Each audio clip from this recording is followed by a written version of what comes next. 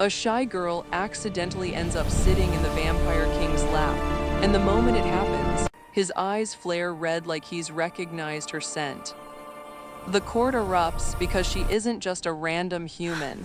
She carries a secret tied to his hunger and the fate of his kingdom. Now he must choose, protect her from everyone or lose control and claim her as his own. I've told this story to myself 100 times, and my hands still remember the cold of that room. Some memories don't fade. They settle in your bones like winter and weight. The palace smelled of rain and old stone, the way a cathedral does when the doors have been shut too long. Torches hissed in iron brackets, fighting the damp, and their light slid over black pillars carved with vines that never bloomed. I kept my eyes down as I walked, because everyone had warned me about looking up. "Don't meet his gaze," the guard at the outer gate had murmured, not unkindly. "You're brave to come here at all." Brave was not the word I would have chosen. Hungry, maybe, desperate, definitely. My village sat on the edge of the Greywood, where the sun arrived late and left early, and where even laughter sounded careful. The winter had been hard, the kind that turns flour into dust and hope into something you swallow quietly.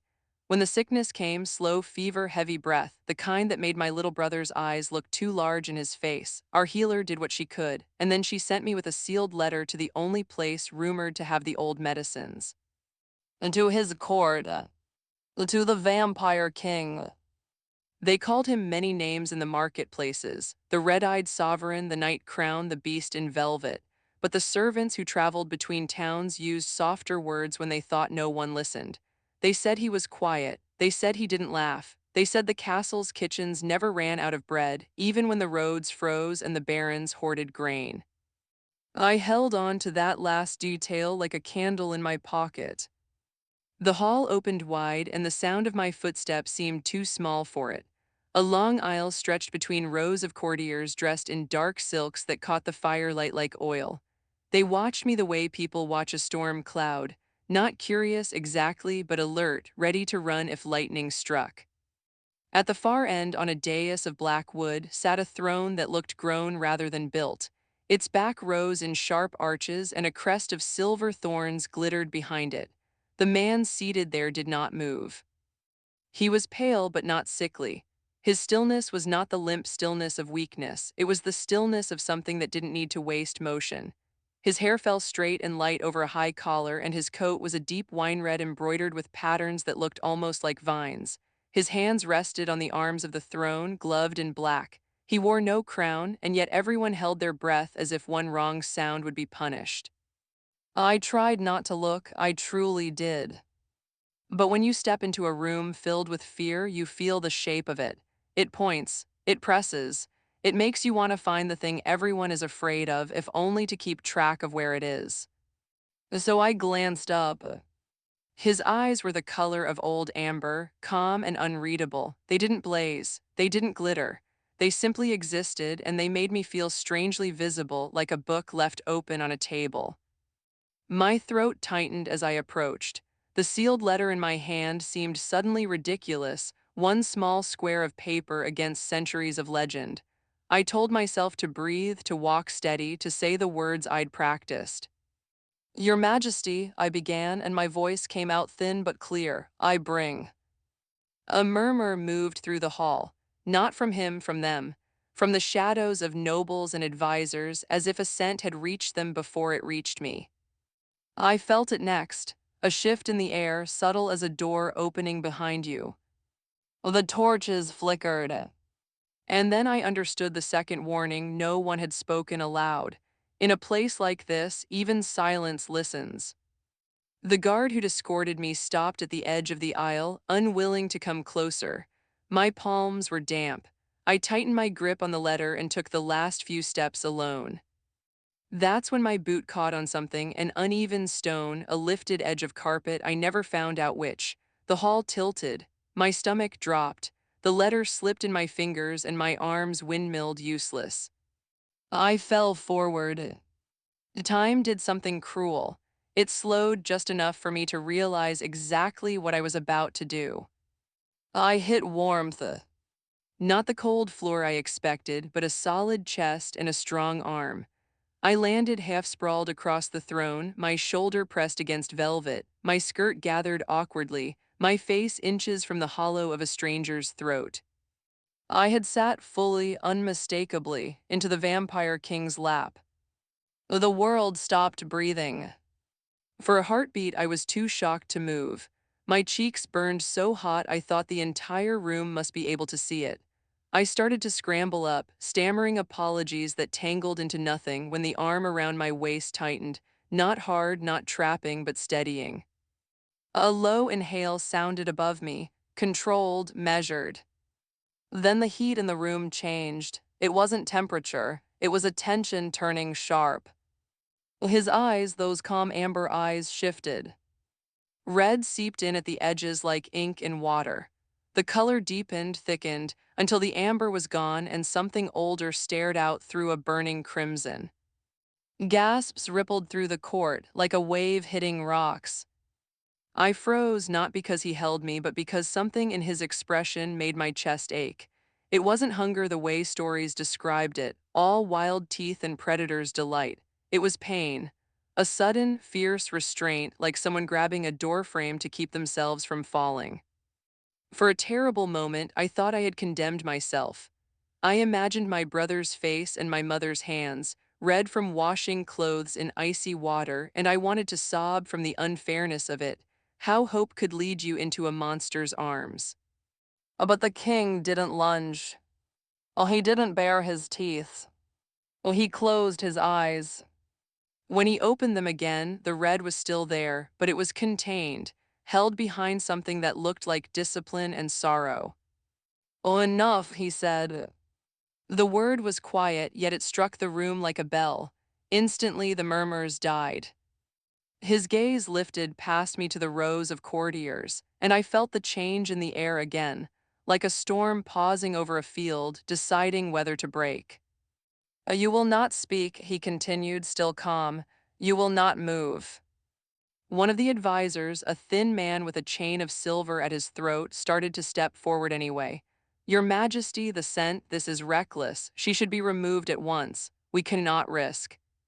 The king's head turned slightly, just slightly. His red eyes held the advisor in place like a hand on the chest. "I said," the king repeated, "enough." The advisor stopped, his mouth closed. His face went pale under the torchlight. I realized I was trembling, not dramatically, not the kind of shaking that gets noticed. The small kind that lives in your muscles when your body can't decide whether to run or collapse. My fingers were still clutching the letter, crumpled now, my seal broken from the fall. The king's hand, still gloved, moved toward it slow enough that I could have pulled away. Instead, I stayed as if my fear had turned into stone. He didn't take the letter yet. His attention drifted to my wrist where my sleeve had slid back. A simple braided cord was tied there, a charm from home, a strip of pale wood carved into a tiny sun. Most people laughed at it. In the Greywood, you wore sun charms the way you wore coats, more habit than faith.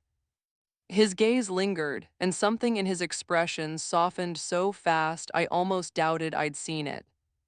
"A son," he murmured, as if tasting the word. No one in the hall spoke, even the torches seemed quieter. His arm loosened, and he helped me upright with a gentleness that made my eyes sting. I climbed off him so quickly I nearly stumbled again, but he steadied me with 2 fingers at my elbow, guiding rather than gripping. I expected cold skin through the fabric of his glove. Instead, there was warmth. Not human warmth exactly, but something carefully maintained, like a hearth kept alive through a long night. "Forgive me," I whispered, unable to stop the words.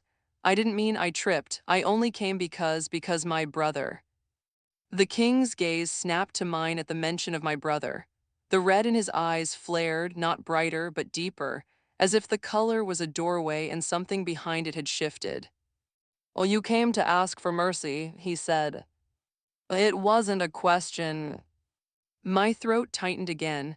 "I came to ask for medicine. The healer said the old stores here might have what we don't. I brought a letter, I didn't know who else." I swallowed hard. Pride didn't belong to hungry people. I didn't know who else to beg. For the first time, something like emotion moved across the faces of the courtiers, not kindness but discomfort. The word beg made them look away. It was easier to fear a monster than to face a child with fever in the next town over. The king looked at me like he could see the road I'd walked to reach him. Mud on my hem, sleeplessness under my eyes. The way my fingers kept tightening and loosening around the broken seal as if holding onto it could hold my world together. His voice lowered. "What is your name?" "Illyra," I said. The name felt small in that enormous hall.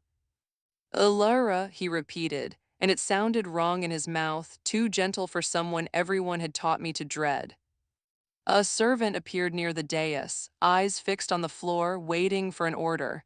The king didn't look away from me. "Bring water," he said, "and bread." The servant hesitated, as if unsure whether kindness was allowed in this room, then hurried off.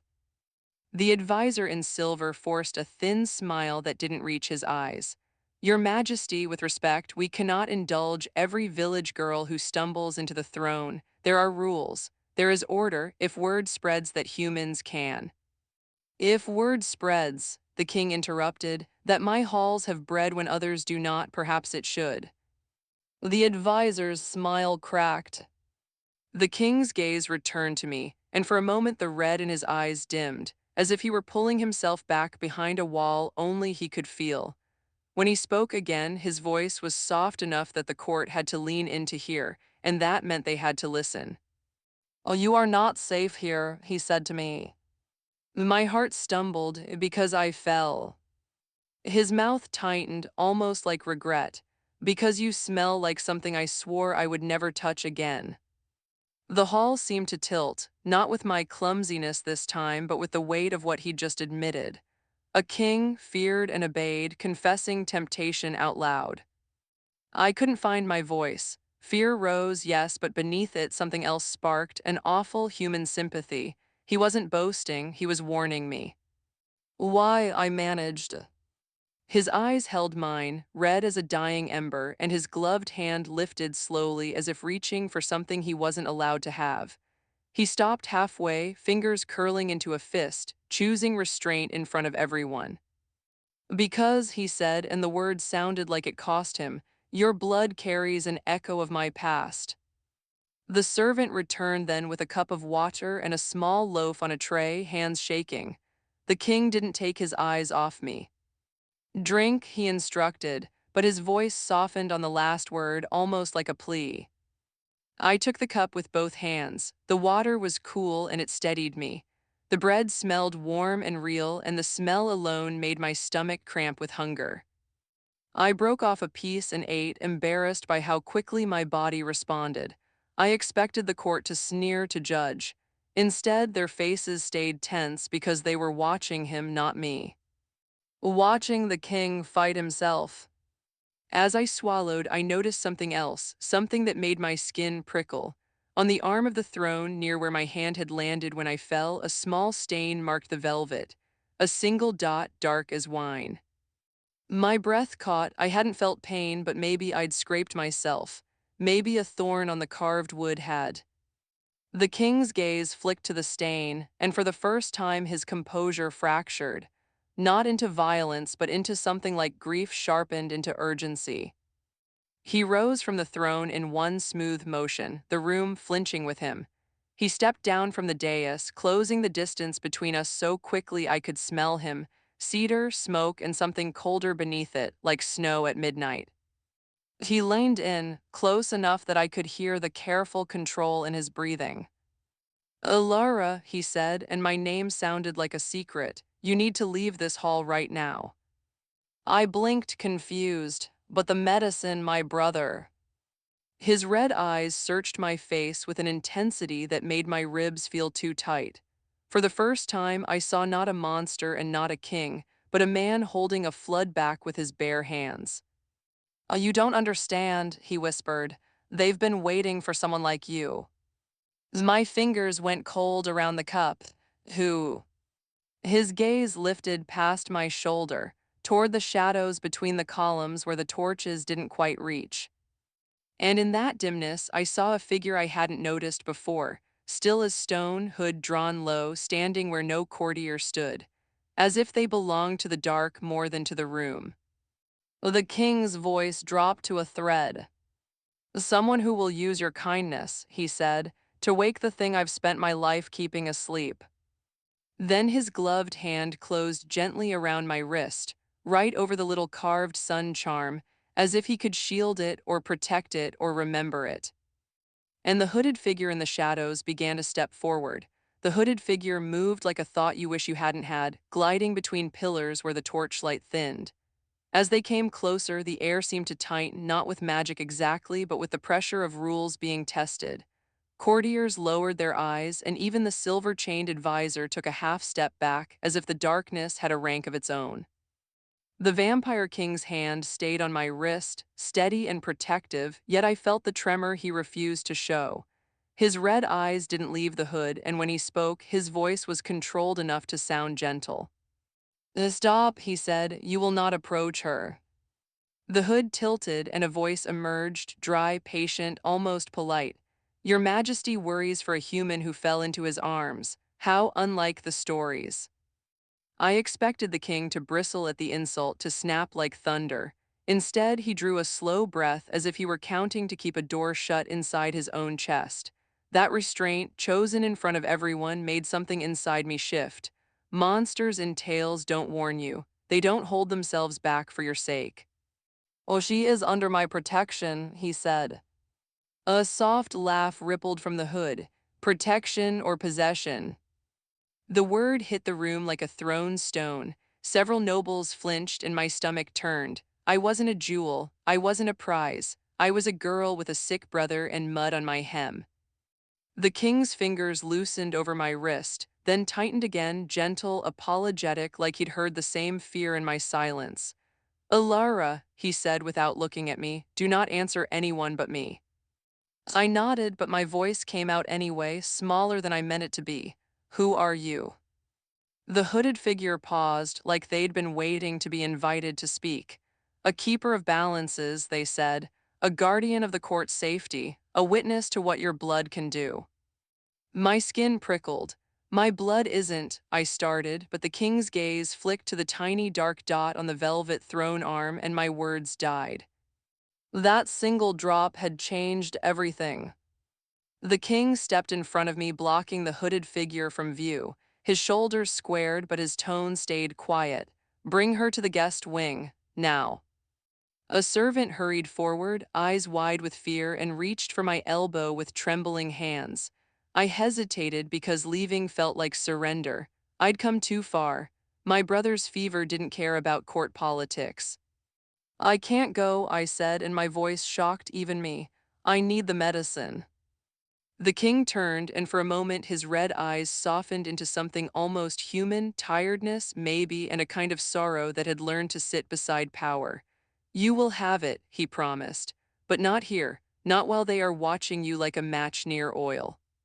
"They," I whispered. His jaw tightened. "This court has long memories and sharp appetites. Some of them miss the version of me that did not choose restraint."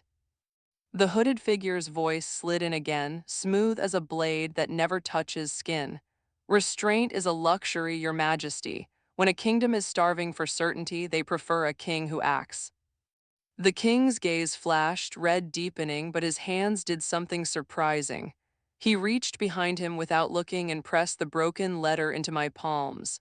It was crumpled and imperfect, like me, like my hope, yet he treated it as if it mattered. "Keep this," he murmured. "It proves why you came." Then, so softly I almost thought I imagined it, he added, "It proves you are not a thief." My throat burned. I had expected fear in this place, not fairness. As the servant guided me away, I glanced back. The king remained between me and the hooded figure, like a wall built out of willpower. His posture was calm, but his eyes, still red, looked like someone holding back a storm for the sake of one small village girl who didn't belong here. At the corridor's mouth, the silver-chained advisor leaned toward the hooded figure and whispered something I couldn't hear. The hooded figure's head inclined, and even from a distance I felt the chill of their attention slide after me. In the guest wing, the door closed with a heavy click that sounded too much like a lock. The room was beautiful, velvet curtains, carved bedposts, a fire already set in the hearth, but I couldn't breathe like it was safe. Safety isn't fabric and furniture. Safety is knowing who wants you alive. I paced until my legs ached, clutching the letter, thinking of my brother's shallow breaths. Then footsteps came in the hall, slow, deliberate, unhurried by fear. The door opened without a knock. The Vampire King stood there alone, no guards, no court, no audience to impress. In the softer light, his eyes were still tinted red, but quieter now, like coals banked beneath ash. He held a small wooden box in his hands. "A medicine," he said simply. I rushed forward and my hands shook as I took the box. "Thank you," I breathed. "You don't understand what this means."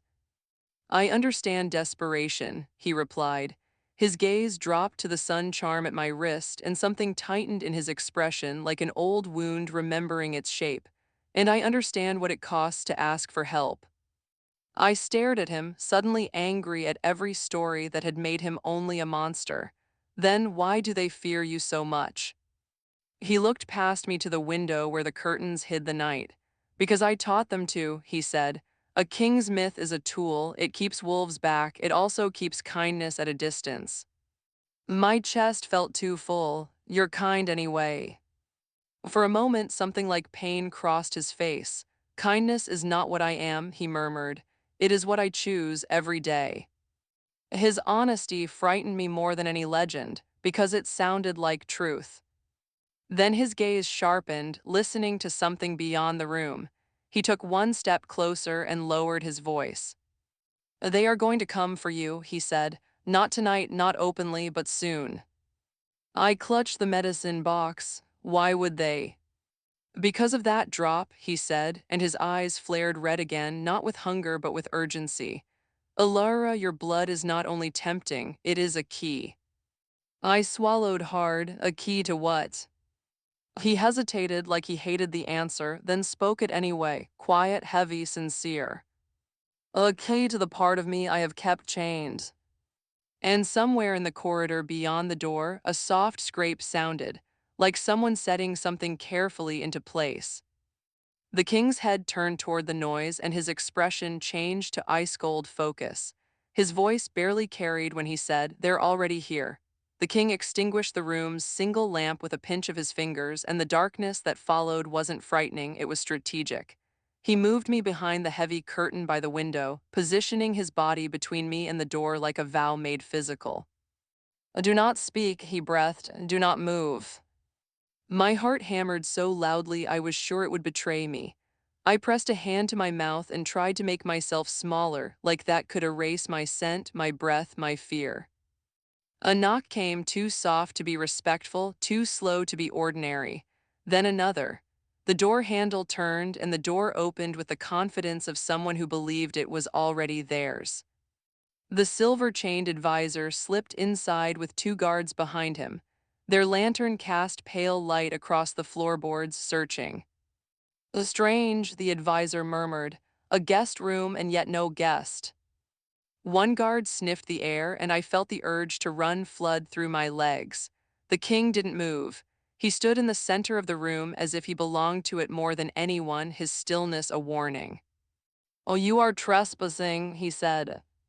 The advisor's smile was thin. "I came to ensure your appetite has not overcome your judgment." The king's eyes glinted red, but his voice stayed level. "Leave."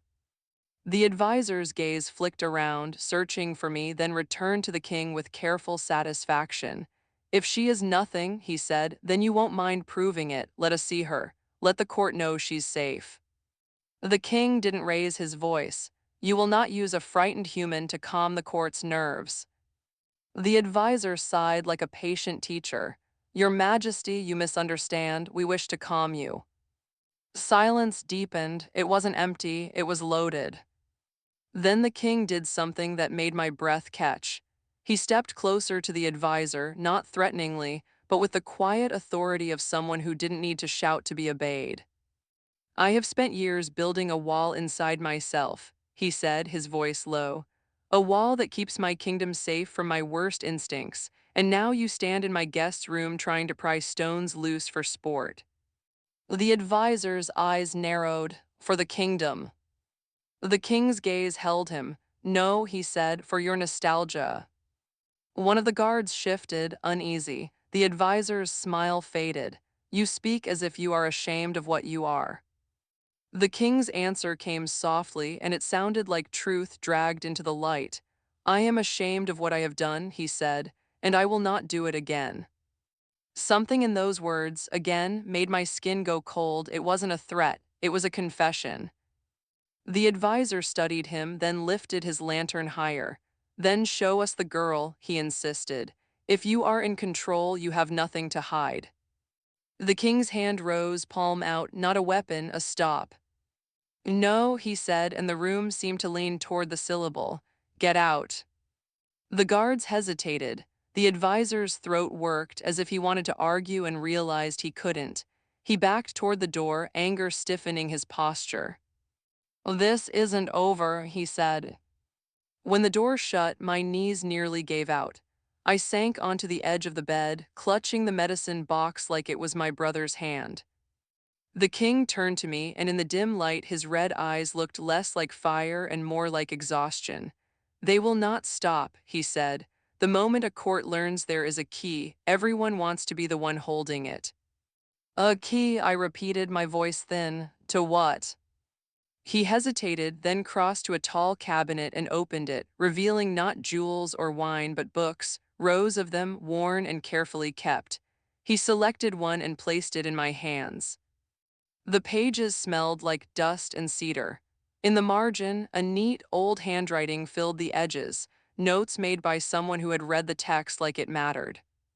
"This was written before your villages had names," he said. "It speaks of bloodlines and vows." I looked up. "Why are you showing me this?" His expression tightened, like the answer cost him pride. "Because you deserve the truth," he said, "and because I don't think you are here by accident." The words made me bristle. I tripped. "I do mean your feet," he replied. "I mean your timing." He sat on the edge of the chair opposite me instead of towering, a small gesture of humility that startled me more than his power. "Long ago," he said, "a healer came to this castle. She carried sun charms like yours." My fingers curled around the braid at my wrist.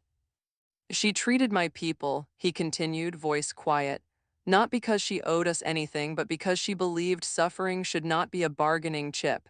She refused to fear me, and she refused to flatter me. She spoke to me like I was a man, not a monster, and that was unbearable." I couldn't look away. "What happened to her?"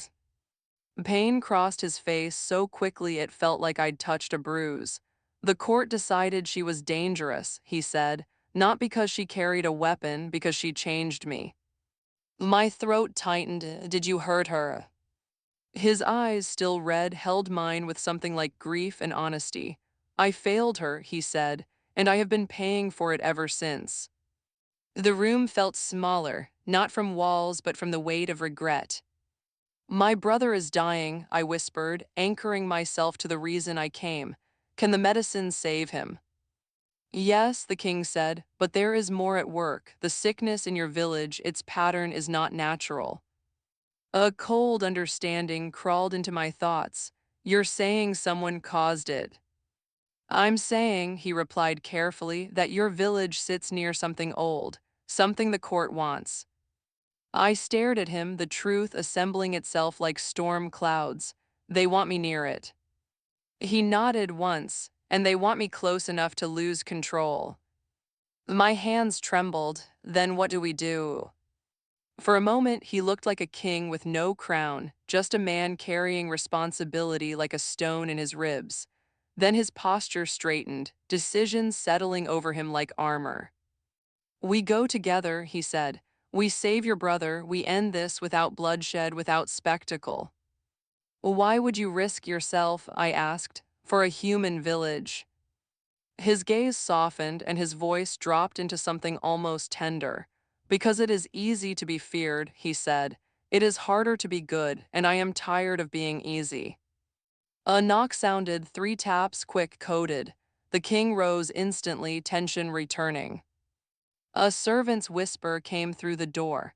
Your Majesty, the outer gate reports riders. They carry the silver chain seal. The advisor's seal. My stomach dropped. They're going to my village, I breathed. The king's eyes flared red, and for a moment I saw what the court wanted to awaken: speed, power, something dangerous. Then I saw something else win, restraint sharpened into purpose. Pack what you need, he said, already moving. We leave through the old passage. As he opened the door, his voice softened just enough for me to hear the promise inside it. I will not let them turn your kindness into a trap, he said. Not again. And as we slipped into the hidden corridor beneath the palace, the torches behind us went out one by one as if the castle itself was holding its breath. The tunnel smelled of wet earth and forgotten time. My fingers brushed stone slick with underground cold, and somewhere ahead water dripped steadily like the world counting down. The king moved with certainty, navigating turns without hesitation, but I noticed how he kept a careful distance from me, close enough to protect, far enough to resist. When we emerged beyond the outer wall, the night air hit my face like freedom. Clouds covered the moon, and the road ahead was a ribbon of dark. The king pulled up the hood of a plain traveling cloak, hiding the richness of his coat and the pale gleam of his hair. Stay beside me, he said. If anyone speaks to you, let me answer.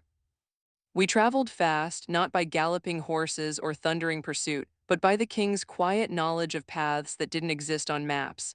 He led me through old groves where the trees leaned inward like conspirators, past stone markers carved with symbols I didn't understand. Once, at the edge of a clearing, he paused and listened so intently I stopped breathing. What is it? I whispered. Fear, he said, and his expression tightened. Not yours, not mine. Then we saw it, lanterns in the distance, moving like a small procession, not toward my village's main gate, but toward the Greywood's oldest boundary, toward the place the elders avoided, where the ground stayed cold even in summer. They're not going to help, I realized. They're going to use the sickness to force people away. The king's jaw set, or to draw something out. We reached my village before dawn. Smoke hung low over the roofs, and the familiar lanes looked wrong, too quiet, too still. A few doors were marked with white cloth, the sign we used when someone inside was too weak to be disturbed. My stomach twisted. I ran toward my home, and the king followed without scolding me for breaking formation. He didn't slow me down, he matched my pace. Inside, the air smelled of herbs and sweat and fear. My mother sat by the hearth with my brother's head in her lap, murmuring prayers she didn't believe in anymore. When she saw me, her face cracked open with relief so raw it hurt to look at. "Oh, Laura," she gasped, "where have you been?" I fell to my knees beside them and opened the wooden box with shaking hands. "Hold him," I said. "Please just hold him." I mixed the powder with warm water the way the healer had shown me and coaxed it past my brother's dry lips. His eyelids fluttered. His breath hitched, then steadied a fraction. Behind me, the king stood in the doorway, half shadow, watching like a man who didn't believe he deserved to enter a human home. My mother's gaze lifted to him, sharp with instinctive fear. "Who is that?" she whispered. I could have lied, I should have lied. But the night had already taken too much from us. I couldn't let it take my honesty too.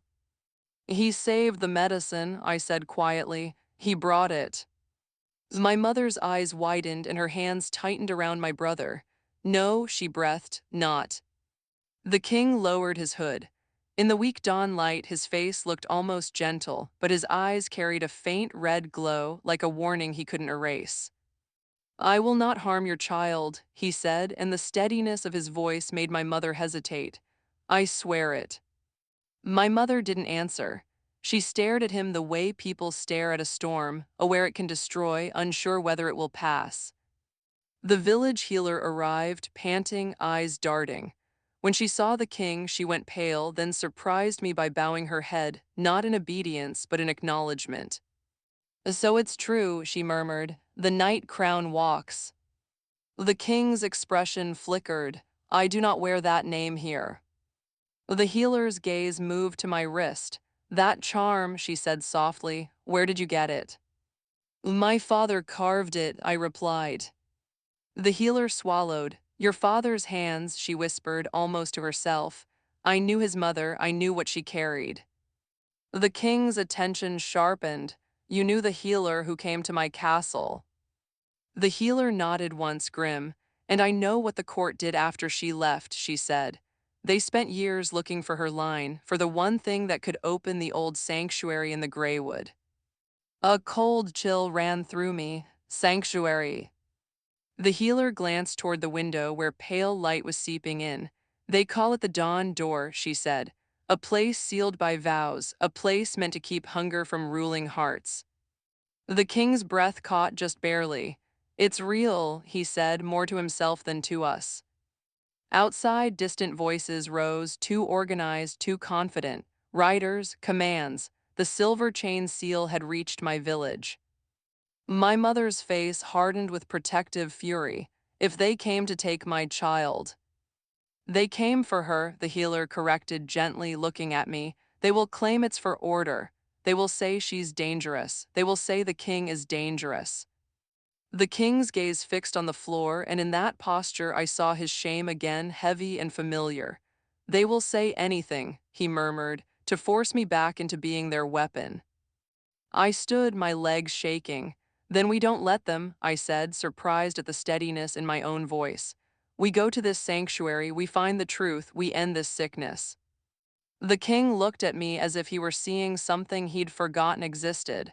Courage without cruelty. A shout outside snapped us all into motion. Search the houses, a voice ordered, by decree of the court. The healer grabbed my arm. There's a path, she whispered, through the back gardens into the old orchard. It leads to the Greywood. My mother clutched my sleeve, tears in her eyes. Ilara, don't go. I cupped her face. If I stay, I whispered, they'll use me anyway. If I go, maybe I can stop this. My brother stirred, a faint sound like a sigh, and my heart clenched. I bent and pressed my forehead to his, promising him silently that I would come back with more than medicine. I would come back with peace. We slipped out through the rear door into the pale morning. The king kept close, his cloak drawn tight, and the healer led us through wet grass that glittered with dew. At the orchard's edge, the Greywood rose like a wall of old shadows. The air there felt different, colder, expectant. Somewhere within it, the dawn door waited. As we stepped beneath the trees, my sun charm snagged on a low branch. I reached to free it, and my fingers met bare skin. The braided cord was gone. My breath stopped. No, I whispered, searching my wrist, my pockets, the grass. It had been there all my life, a small, stubborn symbol, a piece of home. The king's head snapped up. His eyes flared red, not with hunger but with alarm. Well, they took it, he said, voice tight.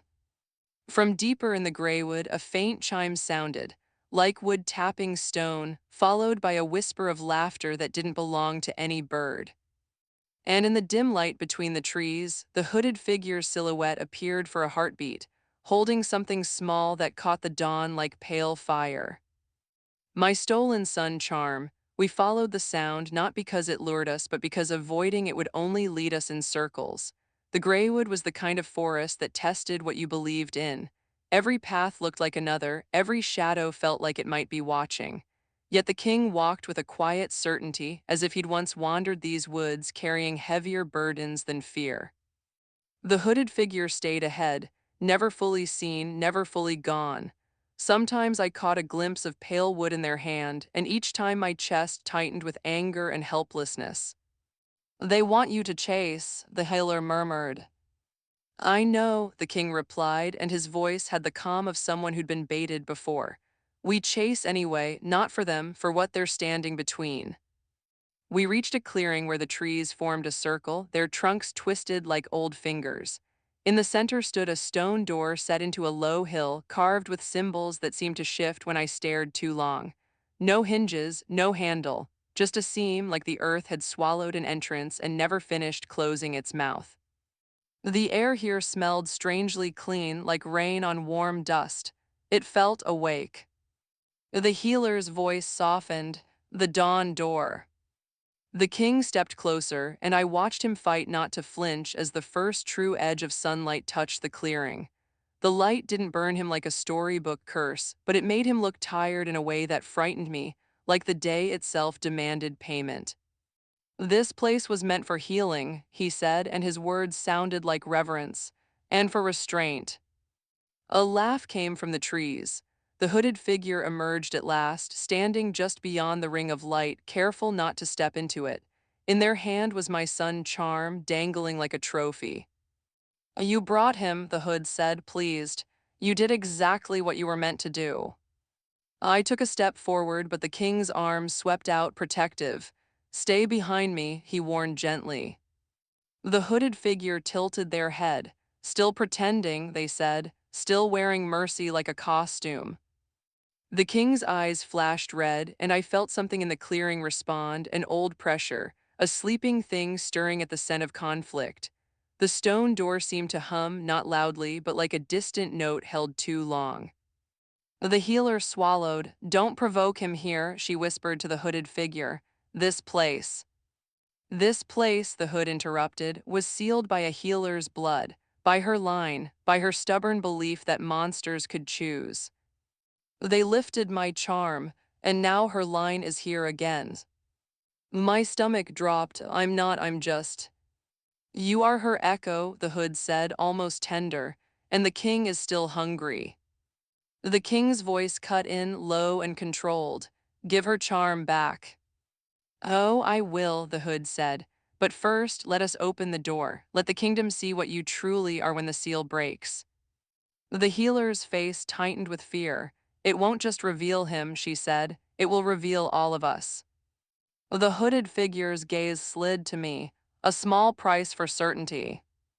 I felt the king's breathing change. He was holding himself so tightly I could almost hear the strain.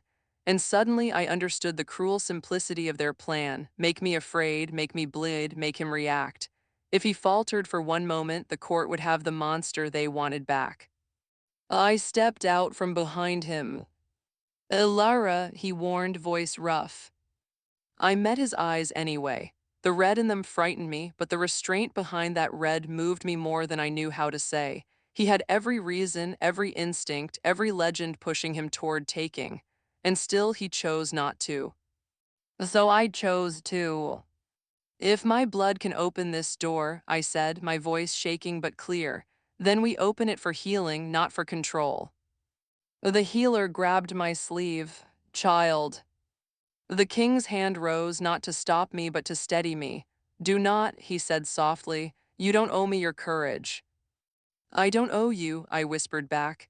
But I owe my brother, I owe my village, and my voice caught, and I hated how honest it sounded. I don't want them to turn you into something you hate. For a moment, the king looked like he couldn't breathe. The hooded figure chuckled, touching. I walked to the stone door, my pulse loud in my ears. My hands trembled as I pressed my palm against the carved seam. The stone was cool, not dead cool, but living cool, like water in a deep well. How? I asked the healer. The healer's voice was barely a whisper. A drop, she said, a willing drop, no force, no cruelty. I drew a small pin from my cloak and pricked my fingertip. It stung, sharp, clean, and a bead of blood rose, bright against my skin.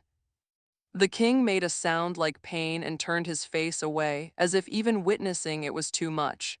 I realized then that his compassion had teeth of its own. It could bite him from the inside.